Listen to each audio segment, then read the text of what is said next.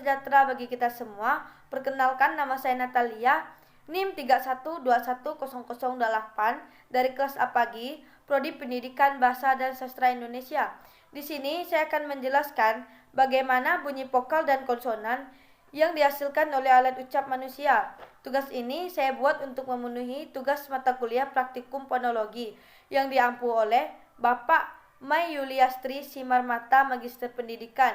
Yang kedua, Bapak Jikri Wilguna, Magister Pendidikan. Yang ketiga, Bapak Al-Syadi Alimin, Magister Pendidikan.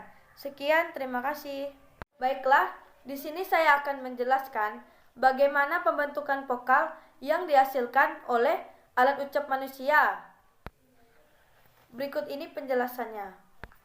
Pembentukan vokal berdasarkan posisi bibir. Berdasarkan bentuk bibir, sewaktu vokal diucapkan, vokal dibedakan atas. Yang pertama, vokal bulat, yakni vokal yang diucapkan dengan bentuk bibir bulat, misalnya U, O, dan A. Yang kedua, vokal tak bulat, yakni vokal yang diucapkan dengan bentuk bibir tidak bulat atau terbentang lebar, misalnya I, E, dan B. Yang ketiga, pembentukan vokal berdasarkan tinggi rendahnya lidah. Yang pertama, vokal tinggi atau atas yang dibentuk apabila rahang bawah merapat ke rahang atas. Yang keempat, vokal madya atau tengah yang dibentuk apabila rahang bawah menjauh sedikit dari rahang atas, yaitu E dan O. Yang kelima, pembentukan vokal berdasarkan maju mundurnya lidah. Yang pertama, vokal depan, yakni vokal yang dihasilkan oleh gerakan turun naiknya lidah bagian depan seperti I dan E. Yang kedua, vokal tengah, yakni vokal yang dihasilkan oleh gerakan lidah bagian tengah, misalnya D dan A. Yang ketiga, vokal belakang, yakni vokal yang dihasilkan oleh gerakan turun naiknya lidah bagian belakang atau pangkal lidah seperti U dan O. Sekian penjelasan dari saya yang mengenai vokal yang dihasilkan oleh alat ucap manusia. Di sini saya akan menjelaskan pembentukan konsonan yang dihasilkan oleh alat ucap manusia.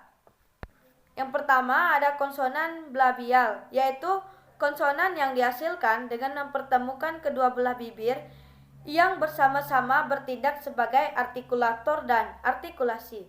Bunyi yang dihasilkan ialah P, B, M, dan W.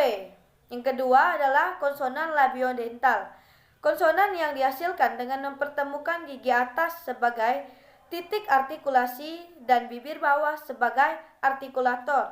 Bunyi yang dihasilkan ialah F dan V. Konsonan apikodental, yaitu konsonan yang dihasilkan dengan ujung lidah sebagai artikulator dan lengkung kaki gigi sebagai titik artikulasi. Bunyi yang dihasilkan ialah S, Z, R, L. Konsonan palatal atau lamino-palatal, konsonan yang dihasilkan oleh bagian tengah lidah sebagai artikulator dan langit-langit keras sebagai artikulasi. Bunyi yang dihasilkan ialah C, J, S, N, dan Y. Yang berikutnya, konsonan pelar atau dorsopelar, yaitu konsonan yang dihasilkan oleh belakang lidah sebagai artikulator dan langit-langit lembut sebagai artikulasi. Bunyi yang dihasilkan yaitu K, G, E, dan R.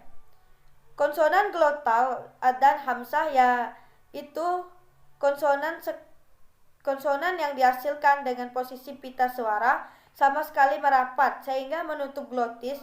Konsonan lagiral, konsonan yang dihasilkan dengan pita suara terbuka lebar sehingga udara yang keluar digesekkan melalui glot. Bunyi yang dihasilkan ialah H.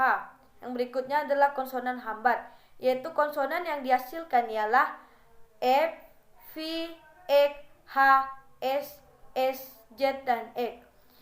Yang berikutnya adalah konsonan likuda atau literal, yaitu konsonan yang dihasilkan ialah L.